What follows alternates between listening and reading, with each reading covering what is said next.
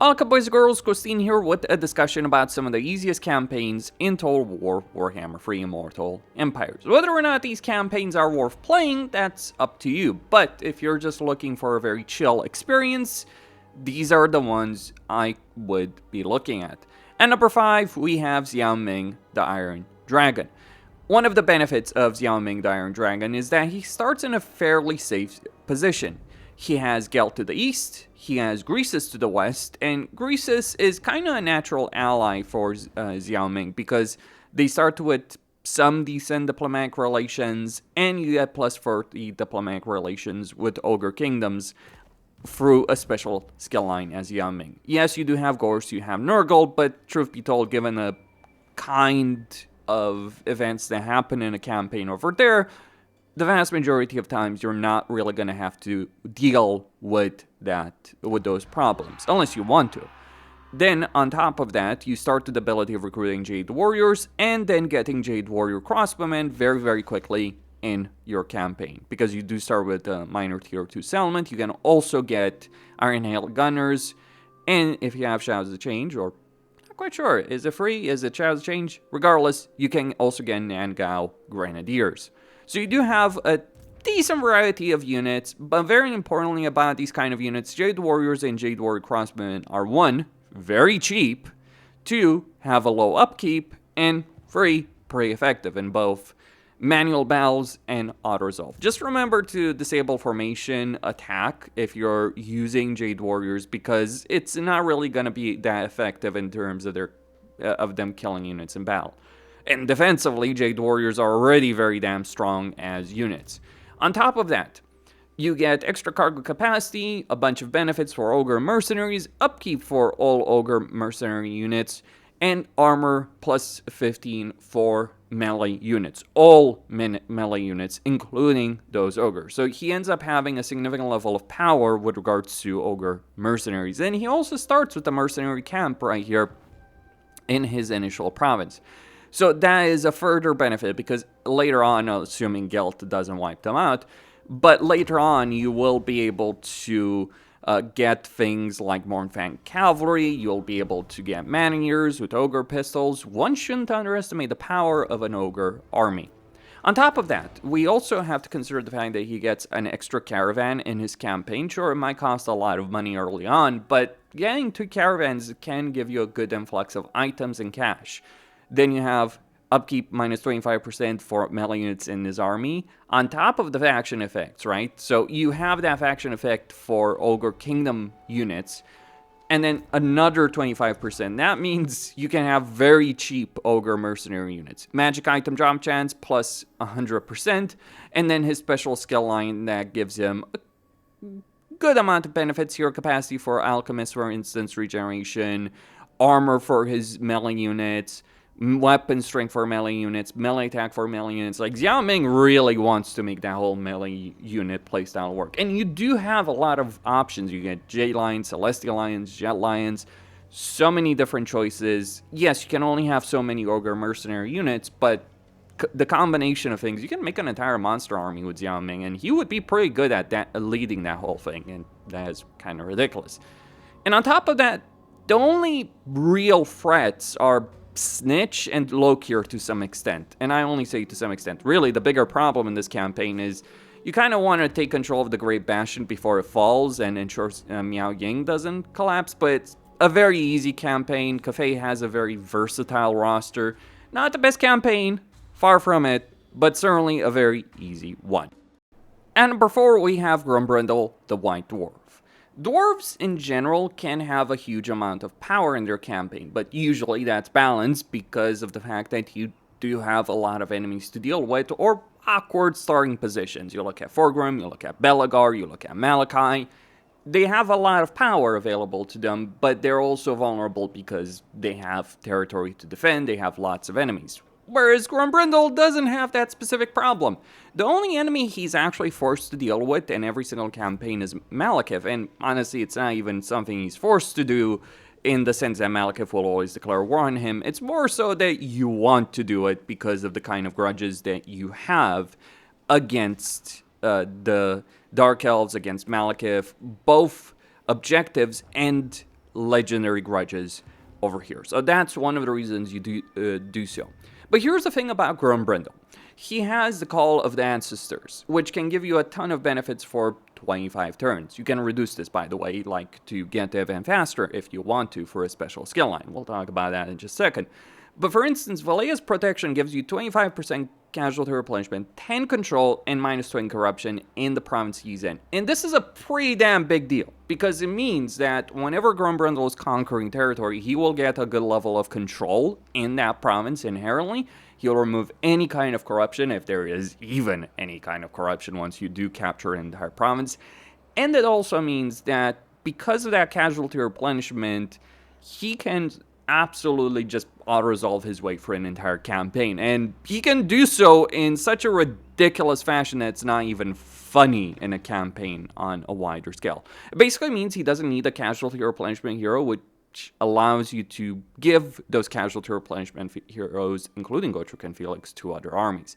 Then he gets leadership for his entire army, melee defense for Quarrelers, and Iron Drakes. And that's actually kind of a big deal, because Iron Drakes themselves are really, really good in auto-resolve, and increasing their melee defense even further makes them better. It's things like armor, melee defense, and leadership that matter a lot in auto-resolve.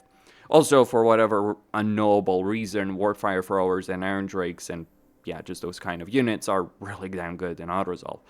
But here's where Grombrindal ends up being absurd. He gets ammunition, melee defense, missile strength for his entire army, for Iron Drakes and War Machines. He's kind of ridiculous in that respect, because yes, Malachi does have a lot of faction benefits for War Machine units, especially special abilities, but this is ridiculous. He's basically Malachi before Malachi was a thing.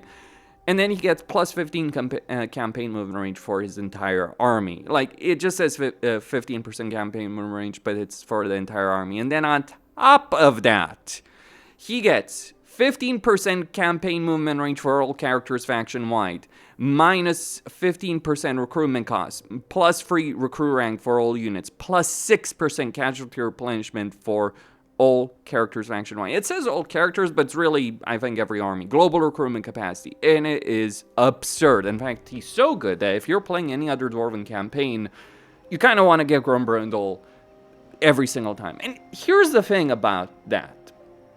When you're playing Grombrindal, it means when you're playing him, you get to pick and choose. And this is what makes the campaign even easier, because when you use your grudges to confederate another legendary lord, you can kind of just go for the most powerful of the lot. So, for instance, let's say you're playing a campaign and Forgrim does very well in that specific campaign. Well, guess what? Here's what's going to happen, and I'm not sure why he's rank 8 over here. But regardless of that, here's what's going to happen.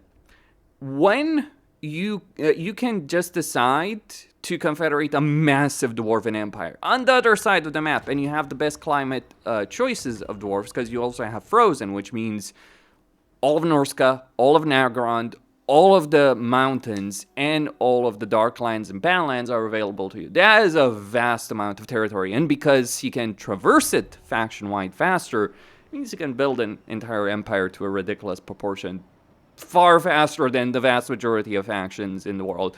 You could argue that Grombrindal is one of the best empire builders in the entire freaking campaign. He doesn't have the best armies necessarily, but he certainly can paint the map in yellow far faster than most other people. And that's not a joke. Like, yes, there are people who can win campaigns faster, but few people can just conquer the vast amount of territory. It's a bit RNG with how other dwarves are going to deal with, but that kind of flexibility of choosing campaign moon range just makes them ridiculous. At number 3, we have Arbaal the Undefeated, and if Arbaal is number 3, who the hell could be number 2? We'll get to that. But here's the thing about Arbaal. He has a ton of benefits for the best units of Khorne. So he can construct mortal recruitment buildings 50% faster in his campaign, and he can construct them cheaper. But on top of that, he gets a ton of benefits for them as well. He reduces global recruitment duration for all units in his army, and yes, this does absolutely freaking stack with a bloodletting benefit. So essentially, he can end up recruiting with all the kind of benefits he has in his campaign. He can end up recruiting a ton of units very, very quickly and get a huge amount of benefits as well. Especially when you consider also bread and bloodshed. So essentially any mortal unit, or vast majority of them, can be recruited in one turn by Arbaal. But on top of that, he gets replenishment foreign territory. Okay, well and good. Enemy battle reinforcement time, ability usage, but very importantly, he gets Devastating Flanker for Chaos Knights and Skullcracker units. He gets Expert Charge Defense for non-demonic infantry units, and he also reduces the upkeep for those kind of units as well. And then he makes them unbreakable once they're rank 7. That is a ridiculous level of army power in a campaign, because it means that his mortal army is just going to be able to annihilate everything in its path, and it will not break. This is one of the reasons Arbaal can be so dangerous in a campaign. Now, usually the AIs love, like, oh, I'll recruit a bunch of demonic units. Now, it is an ideal scenario to own Champions of Chaos if you're going to be playing that, because you're not going to be able to get Chaos Knights of Khorne and all that kind of stuff, right? If you don't have Champions of Chaos. But even if you don't have Champions of Chaos, you still get Chaos Warriors of Khorne in a campaign. You'll get chosen, but this campaign, even if you don't own any DLCs, is a absolutely ridiculous one. But again, DLCs do help you out quite a good amount, but aren't necessary. Ridiculously easy campaign. In fact, so ridiculously easy that you can make things harder. I think this is one of those situations where Creative Assembly made the campaign certainly very easy, in the sense that it's hard to lose it, but they also up the stakes in the sense that if you lose a battle with Arbaal, you kind of are screwed. But it's very, very hard to do so, and then you have, of course, the challenges of Khorne. So it's a really fun, dynamic, and easy campaign at the same time. Highly recommend this one. At number 2, we have Be'lakor of the Warriors of Chaos, who is available to everyone that owns Warhammer Free, or everyone in general. I'm not quite sure exactly how that is. Maybe people who don't own Warhammer Free can let me know on that specific subject. But regardless on that, Be'lakor is ridiculously strong. He gets an upkeep of minus 25% for demonic units, which is not necessarily too important until you realize some of those demonic units, at least the higher end ones, are pretty expensive. And the thing about Be'lakor is he can use an unlimited number of gifted units in his campaign. So you want to make an entire Dragon Ogre Shaggoth army, you can do so. Furthermore, he can force confederate every single other legendary lord of the Warriors of Chaos and Champions of Chaos, assuming of course you own those DLCs, which is extremely powerful in his campaign. Then he gets all kinds of different benefits in his campaign, special skill line and all that kind of stuff. But here's the thing. What makes Be'lakor so damn strong and so easy? One, he starts in a province that's an island, and the AI is pretty poor at naval invasions. They might attack port settlements, and there is one, but actually conquering an entire island like this is something the AI is going to struggle with, and that's one of the key benefits that Be'lakor does have in his campaign. But on top of that, what's a pretty big deal is that he does get a vassal very quickly with these Norse guns, but then he can also subjugate this minor faction of Siege, and that's a pretty big deal in of itself. So that means he has 2 vassals over here. Not really great ones, but that just means it's very difficult for anyone to attack this. And besides, the Dark Fortress, once you get to like tier 3, it requires endgame armies to be able to take it. Like, Dark Fortresses are some of the most formidable strongholds in the game, partly because of the layout, partly because of the garrison. Like, Chaos Warriors and Chosen and a garrison are ridiculously strong, and when you add that to the position, it makes them even more ridiculous. On top of that, he can also open portals around the world if he wants to. He does need to get a lord or hero in a specific location.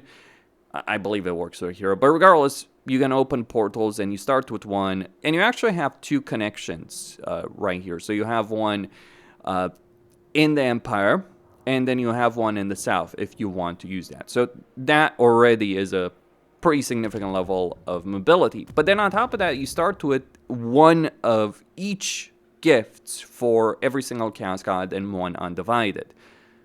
That is an important factor because it means you can use things like Bloom of Decay, which gives you growth plus 75 after winning a battle in all provinces.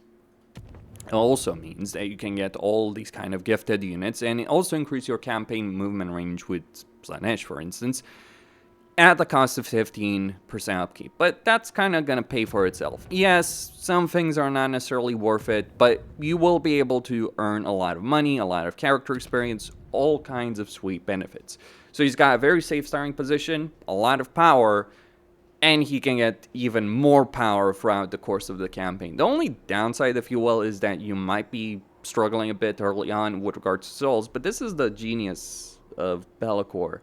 If you're playing this campaign on higher difficulties, you'll be encountering more enemy armies, which will essentially give you unlimited souls. And since you start with every single one of the Gifts of Chaos unlocked, you can constantly swap them out and get tons of endgame units far quicker than any other Warrior of Chaos campaign. That is why Be'lakor is the greatest of the Warriors of Chaos campaigns, and certainly the easiest of them. I mean, you can argue about Archaon's starting position. It is also fairly safe, but it's a slower campaign in that respect, kind of shittier too. So yeah, I would recommend Be'lakor easily.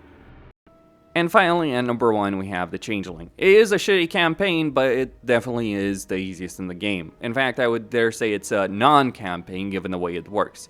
Because you see, with the Changeling, you don't control settlements. Instead, when you fight over a settlement, you build a cult, which are very difficult to deal with. Yes, if you're playing against the Changeling, it's an easy enough thing, but that's because his AI is just basically non-workable, and I think that's intended by Creative Assembly themselves. But when you're playing the Changeling, you would have to struggle very, very hard to end up losing this specific campaign. Research-wise, for instance, you get 10% casualty replenishment faction-wide very quickly. And while Grombrindal may have 20% for one army, the Changeling can get casualty replenishment cap through all the schemes that he has. But really, this campaign is a nothing campaign. You can't lose it because you don't have settlements, but you have cults, and it's very difficult for the AI to deal with that, and your armies are also invisible, so there's no risk.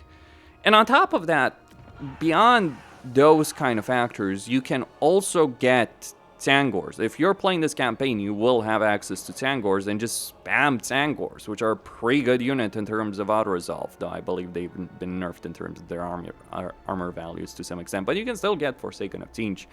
And then, of course, if you own Champions cast Warriors of Siege, Chosen of Siege, etc., so ends up being a nothing campaign.